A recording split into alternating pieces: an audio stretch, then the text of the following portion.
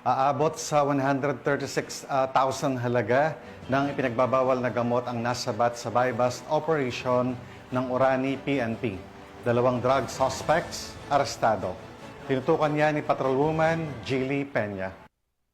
2 lalaki ang naaresto sa matagumpay na buy-bust operation na sinagawa ng mga tauhan ng Orani Municipal Police Station Drug Enforcement Unit katuwang ang Philippine Drug Enforcement Agency ng Region 3 sa Barangay Calero, Orani, Bataan.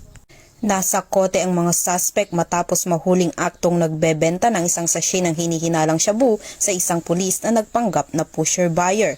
Sa sinagawang protective search, na-recover pa ang 4 na medium-sized sachet ng pinaghihinalaang shabu na may tinatayang timbang na 20 grams at katumbas na halaga na 136,000 pesos. Kasalukuyang nakakulong ang mga suspect sa Orani MPS Custodial Facility habang inihahanda ang kasong paglabag sa Section 5 at 11 Article 2 ng Republic Act 9165 o ang Comprehensive Dangerous Drugs Act of 2002.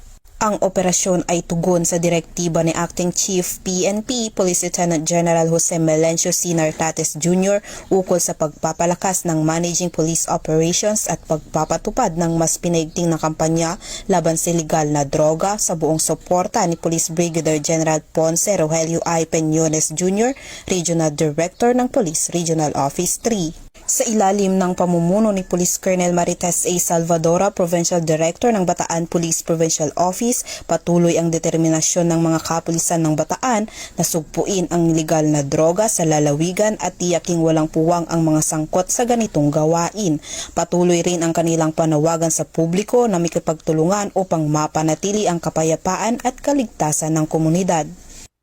Mula dito sa Police Regional Office 3, ako ang inyong PNN Correspondent, Patrolwoman Jilly Advincula Peña, alagad ng batas, tagataguyod ng Balitang Pulis.